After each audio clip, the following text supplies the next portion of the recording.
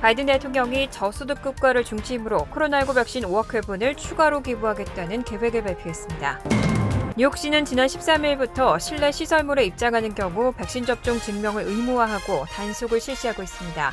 일주일 만에 적발된 위반 사례가 3,200건에 달하는 것으로 집계됐습니다. 지난 19일 텍사스 국경지대에서 기마 순찰대가 말 고삐를 채찍처럼 휘두르면서 IT 난민을 쫓아내는 장면이 공개됐습니다. 정부까지 조사에 착수했습니다. 연방준비제도가 곧 자산 매입 축소, 테이퍼링을 시작할 수 있다고 밝혔습니다. 금리 인상 시기는 이르면 내년으로 빨라질 가능성도 시사했습니다. 공화당 하원의 일부 의원들이 바이든 대통령에 대한 탄핵 소추안을 제출했습니다. 이상은 이 시각 주요 뉴스입니다.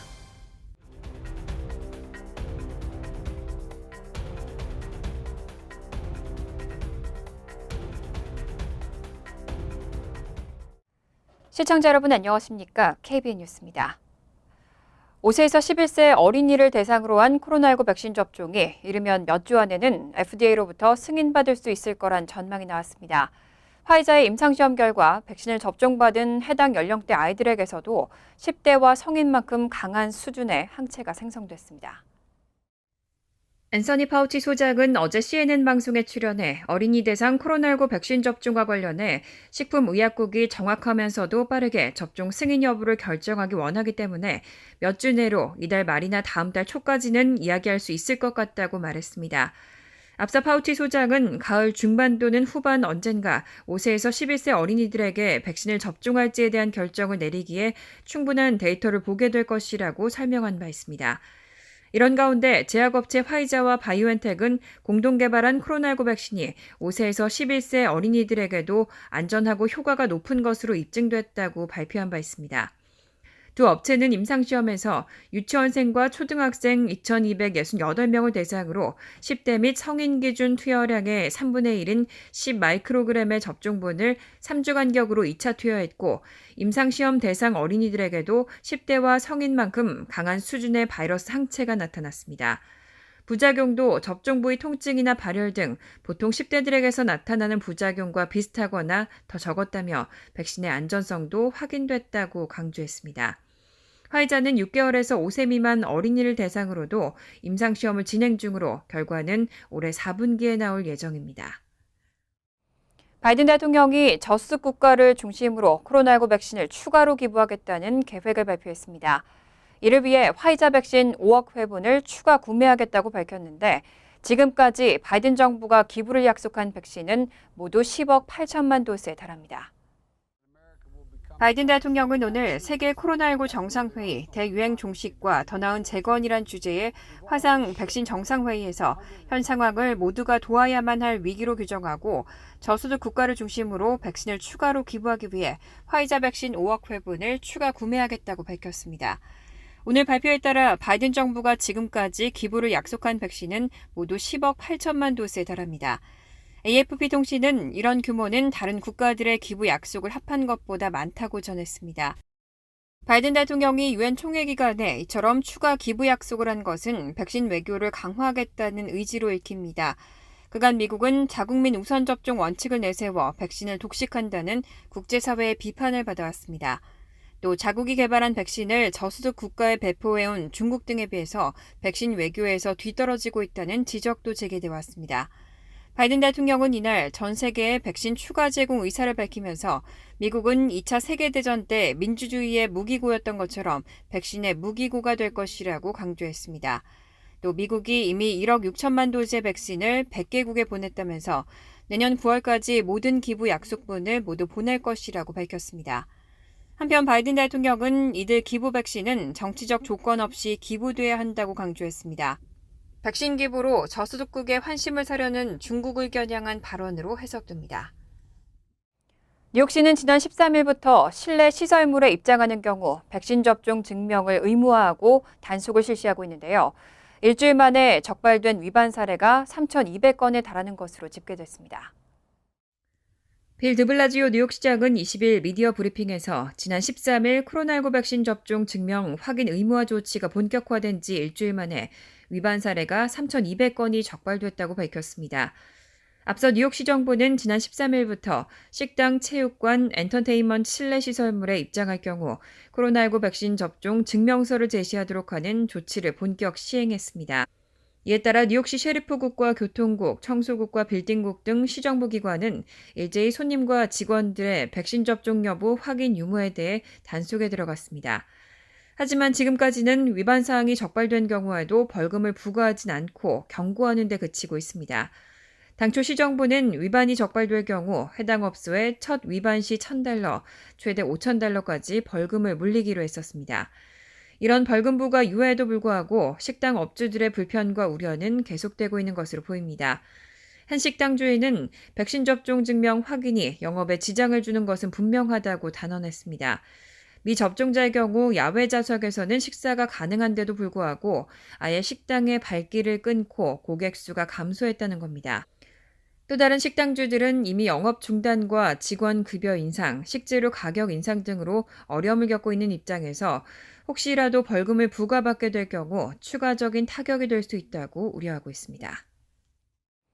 지난 19일 텍사스 국경지대에서 기마 순찰대가 말고삐를 채찍처럼 휘두르면서 IT 난민을 쫓아내는 장면이 공개됐습니다. 마치 가축을 모는 듯한 모습에 논란이 커지면서 정부까지 조사에 착수했습니다.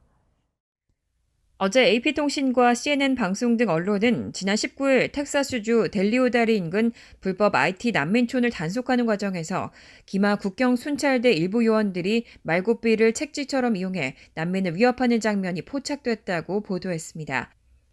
기마 순찰대원들은 텍사스 리오그란데 강을 넘은 IT 난민들을 향해 돌진했고 가죽 고삐를 돌리며 밀어붙이는 대원들의 모습에 겁에 질린 난민들이 혼비백산하는 모습이 여과 없이 노출됐습니다.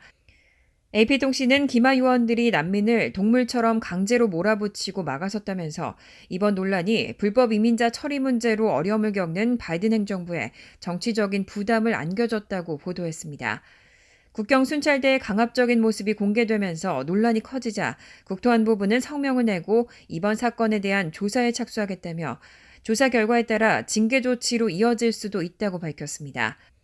젠사키 백악관 대변인과 카멀라 해리스 부통령도 국경 순찰대의 난민 해산 장면에 대해 그 장면을 본 누구도 그것이 적절하다고 생각하지 않을 것이라며 기마 요원들의 태도는 끔찍했고 사람은 절대 그런 식으로 취급해선 안 된다고 말했습니다.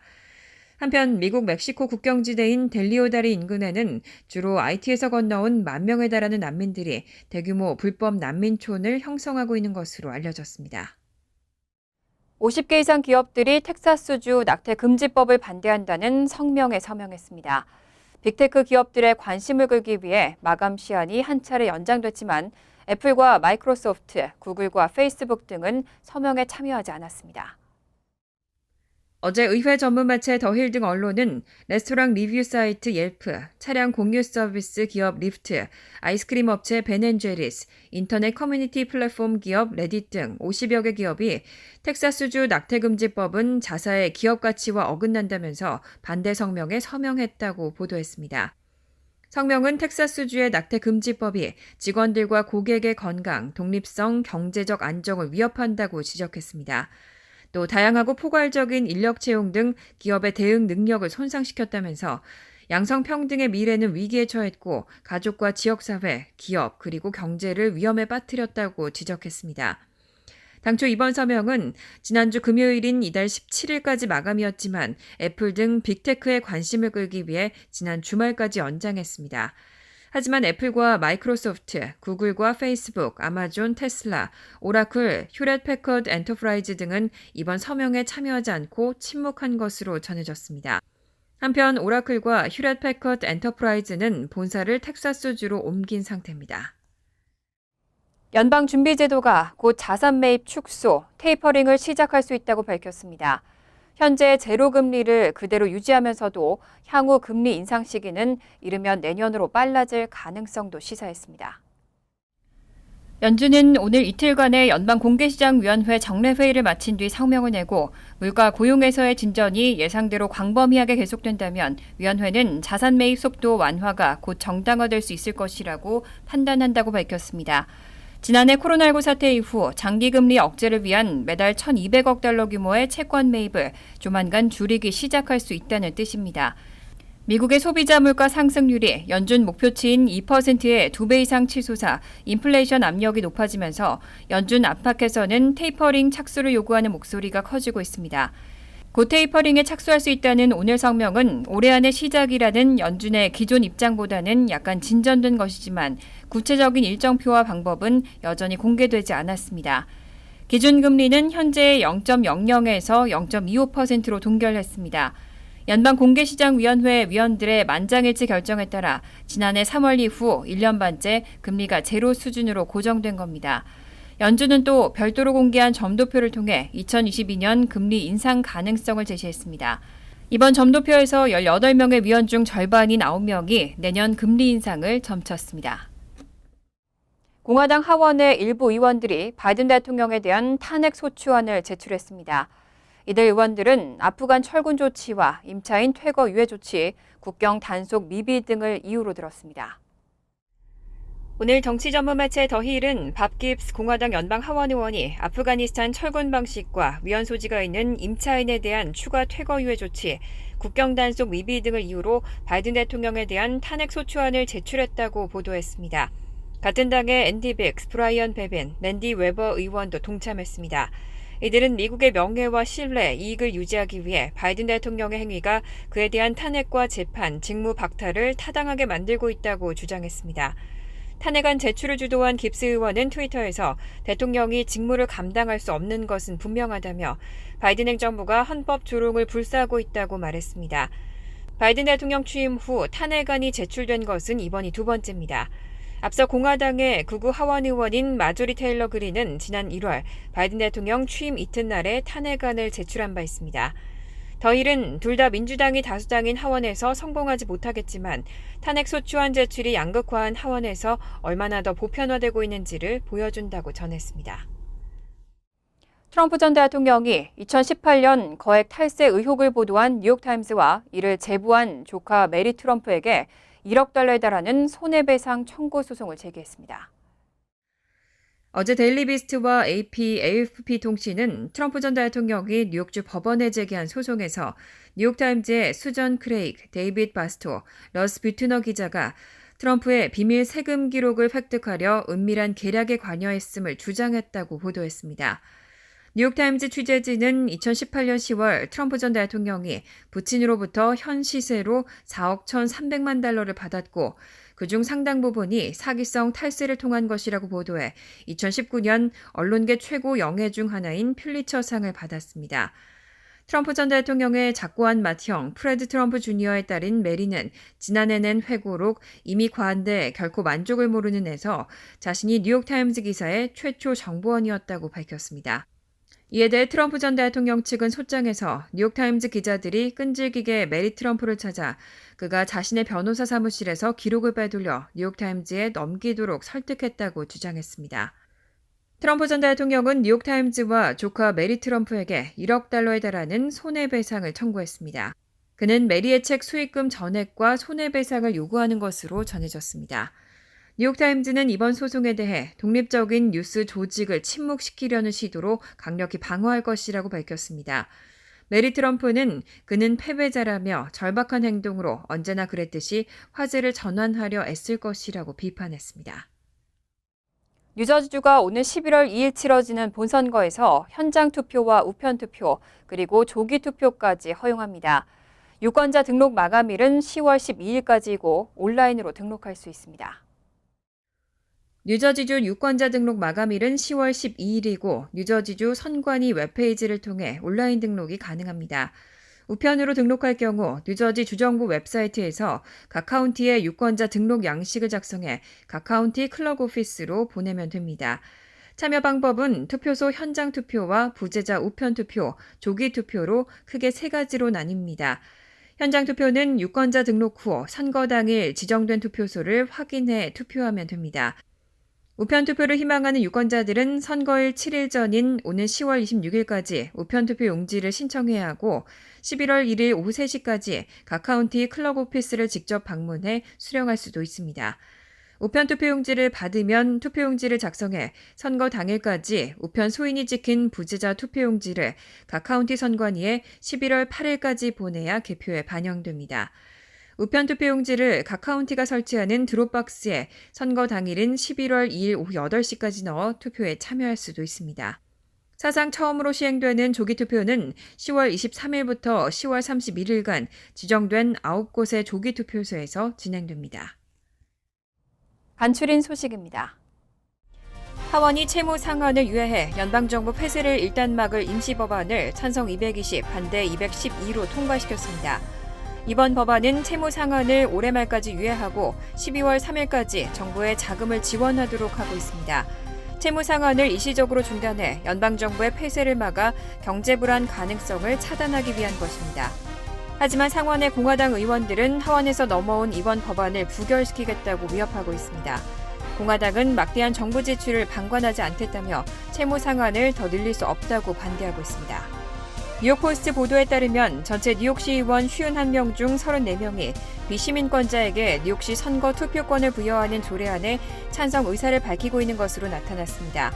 조례안은 뉴욕시에서 30일 이상 거주한 영주권자와 합법 노동자에게 연방정부와 주정부 차원의 선거를 제외한 시장, 감사원장, 공익옹호관과 보로장, 시의원 등 시정부 차원의 선거에 참여할 수 있도록 참정권을 확대하는 내용을 골자로 하고 있습니다.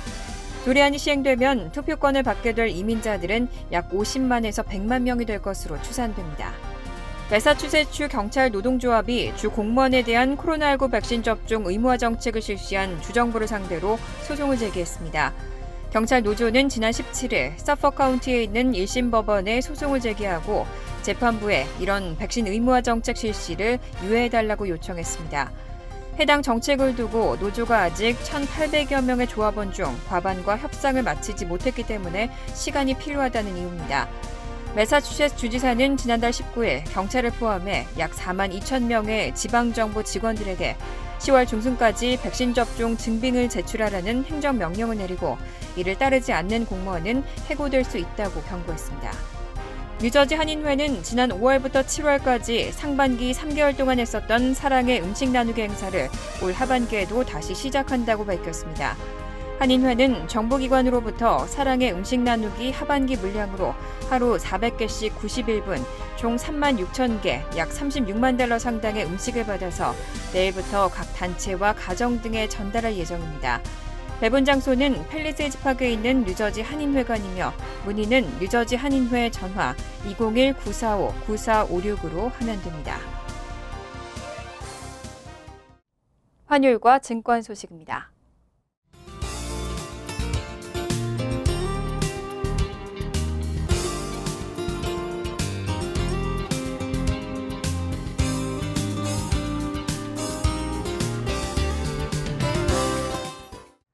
이어서 날씨입니다.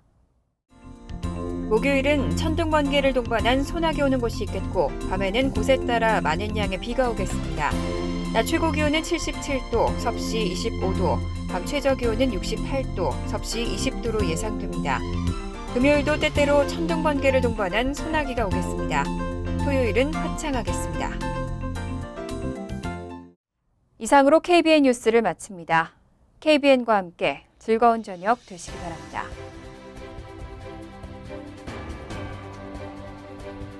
미 동부 최대 한인방송 KBN이 제작하는 KBN 뉴스는 웹사이트 mykbn.com 그리고 유튜브와 페이스북에서 다시 보실 수 있습니다. 좋아요, 구독, 알림 설정은 뉴스 제작에 큰 도움이 됩니다.